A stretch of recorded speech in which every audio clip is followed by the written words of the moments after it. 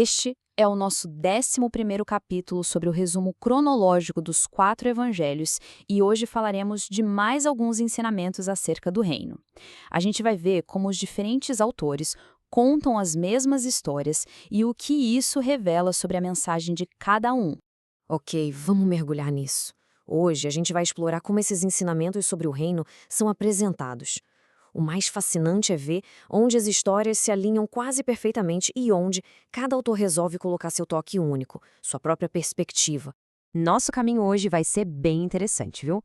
A gente começa com alguns princípios fundamentais que estão lá em Mateus, depois vamos fazer umas comparações, vendo como as mesmas histórias são contadas de jeitos diferentes, e no fim, a gente explora os temas bem fortes da rejeição e da graça. Para começar, vamos focar numa passagem que a gente só encontra no Evangelho de Mateus. Ele vai descrever 3 obras de justiça e já nos dá uma chave importantíssima.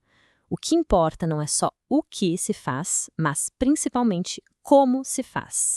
O tema central aqui é bem claro, né? A autenticidade acima de qualquer aparência. A ideia é que a verdadeira recompensa não vem do aplauso dos outros, mas do Pai que vê aquilo que é feito em segredo. É uma mudança total de perspectiva.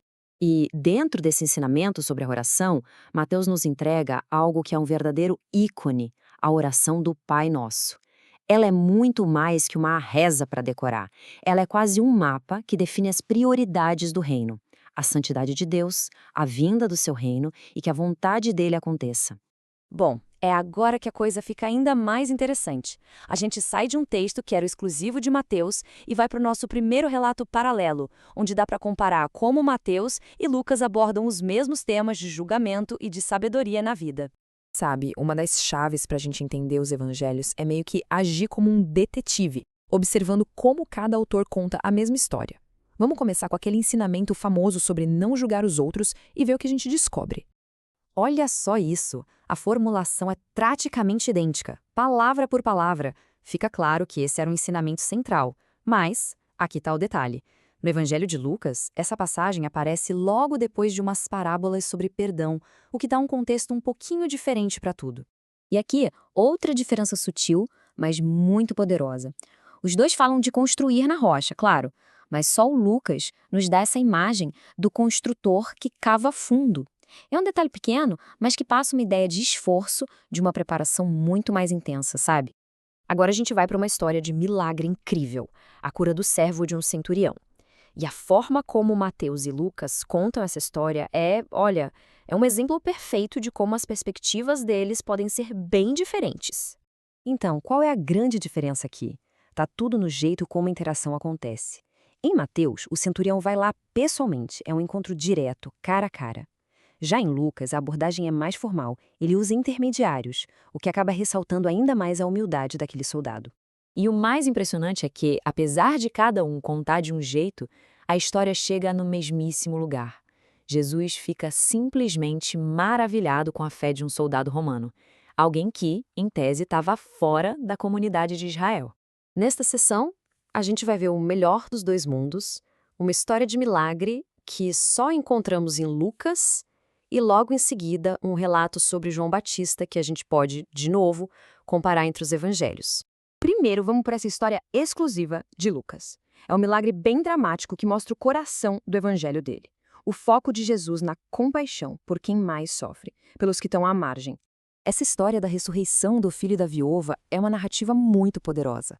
É a intervenção divina num momento de dor humana profunda. E por ser exclusiva de Lucas, ela ressalta essa compaixão de Jesus de uma forma bem visceral. E aqui, outra diferença crucial. Os dois evangelhos contam que João Batista mandou mensageiros. Mas só o Lucas adiciona um detalhe. Jesus realiza milagres bem na frente deles, antes de dar a resposta. Ou seja, a resposta não vem só com palavras, vem com ação. É quase um mostre, não apenas fale, acontecendo ali em tempo real. E para nossa sessão final, a gente vai explorar uma tensão bem poderosa. De um lado, o julgamento severo de Jesus contra cidades inteiras, e do outro, uma história de perdão individual e profundo que, mais uma vez, a gente só encontra em Lucas. O relato de Mateus aqui é bem duro.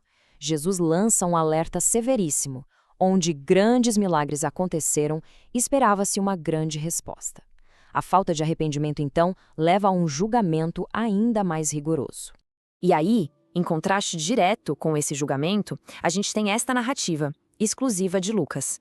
Ela coloca frente a frente o julgamento frio do fariseu com o amor extravagante e o arrependimento da mulher, que reconhece a própria condição e busca o perdão de forma desesperada. E aqui está a chave de toda a história. O perdão está ligado à consciência da nossa própria necessidade. E essa é a grande virada.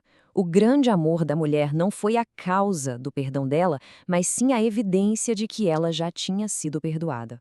Como a gente viu, os ensinamentos sobre o reino nos apresentam essa dualidade. De um lado, advertências bem severas e do outro, uma graça radical. A grande questão que fica é: como é que esses dois temas se equilibram? E se você gostou desse vídeo, se inscreva no canal, deixe o like e se quiser clique no card que está aparecendo para ver a playlist completa.